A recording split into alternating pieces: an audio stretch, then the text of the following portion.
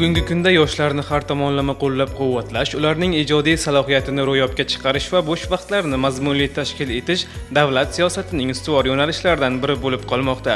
Ushbu tizimli yondashuv doirasida mamlakatimizda maktabdan tashqari ta'lim samaradorligini oshirish va yoshlarni qo'llab-quvvatlashga yo'naltirilgan keng qamrovli chora-tadbirlar amalga oshirilmoqda.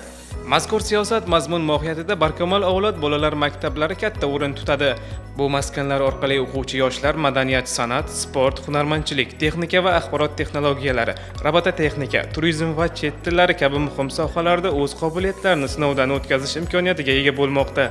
Ushbu strategik maqsadlar doirasida respublika miqyosida o'tkazilayotgan Barkamol avlod bolalari festivali ham yoshlarni rag'batlantirish va ularning iste'dodlarini keng jamoatchilikka namoyish etish uchun muhim platforma bo'lib xizmat qiladi.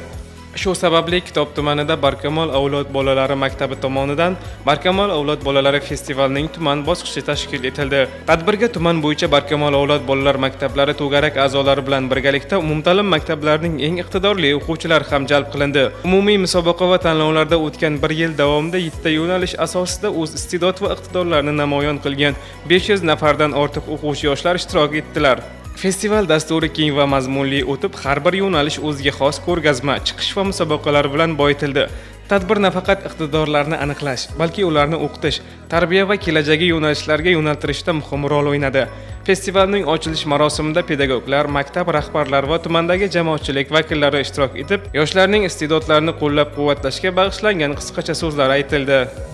Barkamol avlod bolalar festivali Kitob tuman bosqichida eng munosib bo'lgan 21 nafar o'quvchini tanlab olib, bugungi tadbirda g'olib deb topilgan o'quvchilarni taqdirlash marosimini o'tkazdik. Ularga omad viloyat bosqichida, respublika bosqichidagi o'rinlar olib, Kitob tuman sha'nini himoya qilishini tilakdoshimiz. Maktabimizda hunarmandchilik, qo'l mehnati, IT soha, kompyuter muhandisi, sport sohasidan shaxmat, shashka to'garaklari bilan Barkamol avlod bolalar maktabini o'quvchilarini jalb qilib kelmoqda. Biz xorijiy tillar yo'nalishi bo'yicha o'quvchilarimiz xalqaro, respublika bosqichlarida o'rinlar olib kelmoqdalar. Kitob tuman Barkamol avlod bolalar maktabini yanada yuqoriga ko'tarish niyatidamiz.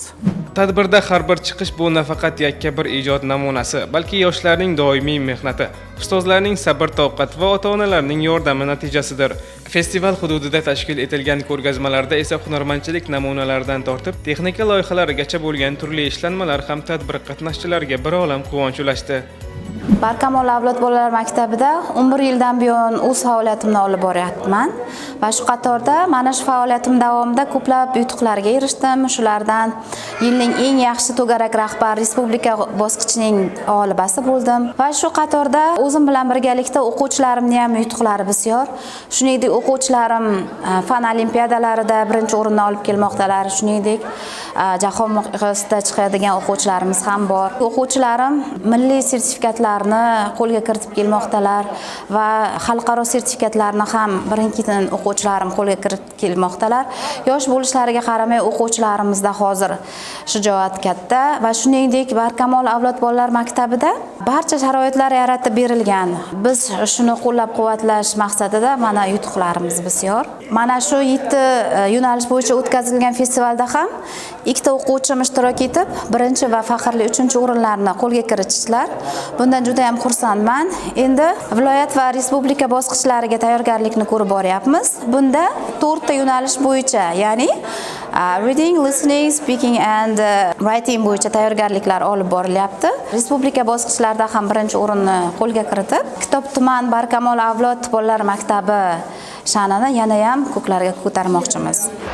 Madaniyat va san'at yo'nalishlarida yoshlar xalq ijodining turli shakllarini vokal ijro, dramatik sahna, konsert ko'rinishlari va sahna liboslari orqali namoyish etdilar. Folklor va estrada vokal to'garaklari a'zolari hamda yosh aktyorlar sahnada o'z mahoratlarini ko'rsatdilar. Bu yo'nalish nafaqat ijodiy salohiyatini, balki milliy qadriyatlar va estetik ritmni rivojlantirishga xizmat qiluvchi muhitni ta'minlaydi. Madaniyat yo'nalishidagi chiqishlarda musiqaning turli yo'nalishlari, milliy kuy-qo'shiqlar, zamonaviy estrada kompozitsiyalari hamda sahna dramatik qismlari yangradi. Festival davomida folklor, yosh doirachilar, badiiy gimnastika va estrada vokal to'garaklari a'zolari tomonidan yo'nalishlarga hamohang ravishda tashkil etilgan musiqiy va sahna dasturlari namoyish etildi. Bu chiqishlar festivalga jon, ritm va estetik ko'rkamlik bag'ishladi. Har bir chiqishda tomoshabinlar olqishlari, yosh ijodkorlarning ishtiyoqi va sahnada ko'rsatgan qobiliyatlari haqida gapirib o'tish mumkin. Har bir chiqishning ortida katta mehnat va o'qituvchilarning ko'p yillik tajribasi yotgani namoyon bo'ldi. Taqdirlash marosimida g'olib va sovrindorlar esdalik sovg'alari va diplomlar bilan taqdirlanib, pedagog xodimlar va tashkilotchilar ham rag'batlantirildi. Ushbu rag'batlantirishlar yoshlarni yanada izlanishga chorlaydi va hududdagi ta'lim tizimini yanada rivojlantirishga munosib hissa qo'shadi. Men bu to'garakka kelganimdan buyon ko'plab yutuqlarga erishdim. Men Kitob tuman Barkamol avlod bolalar maktabi festivalida faxrli birinchi o'rinni egalladim. Men bu o'rinni egallashimga ota-onam va ustozimning hissalari juda katta. Men o'ylaymanki, bu festivalning keyingi bosqichlarida ham faxrli o'rinlarni egallayman.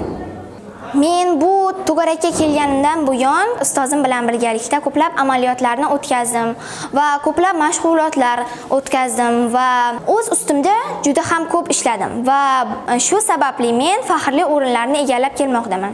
Men bundan tashqari fan olimpiadalari va boshqa tanlovlarda ham qatnashganman va faxrli o'rinlarni egallaganman.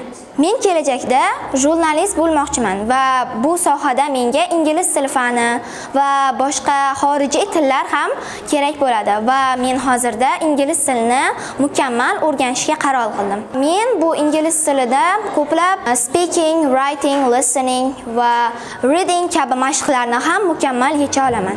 Ushbu festival bir necha muhim vazifalarni amalga oshirishga xizmat qiladi desak mubolag'a bo'lmaydi. Festival maktabdan tashqari ta'lim sohasi orqali yoshlarni kasbga yo'naltirish, texnik va ilmiy yo'nalishlarga qiziqish imkoniyatini beradi. Tanlovimizni maqsadi iqtidorli o'quvchilarni ko'rsatib berish, yana ham o'quvchilarni Barkamol avlod bolalar maktabiga jalb etish, o'quvchilarimiz bo'sh vaqtidan unumli foydalangan holatda ularga kasb hunarga yo'naltiramiz. Kimning kasb hunarga iqtidori bo'lsa, bilim salohiyati kuchli bo'lsa, ularni bilim salohiyatiga qarab to'garaklarga jalb qilamiz va ular bilan birgalikda yutuqlarga erishib kelmoqdamiz. O'quvchilarimiz mana shu tanlovlar davomida ular bosqichma-bosqich rag'batlantirish boriladi. Ularda ota-onalarda ham motivatsiya paydo bo'lyapti-da, qiziqishlar paydo bo'lyapti. Ularni oladigan yutuqlariga qarab o'zi farzandlarini o'sha iqtidorli ekanliklariga o'zlari ishonch hosil qilyaptilar. Shunga qarab Barkamol avlod bolalar maktabining ham qamrovi yana ham oshib ketish paytida. Yana bir jihati bunday musobaqalar pedagoglar o'rtasida tajriba almashinuv va metodik yangiliklarni joriy etish uchun dasturiy amal bo'lib xizmat qilishi shubhasiz. Shuningdek, festival hududiy hamkorlikni mustahkamlashga ham xizmat qildi.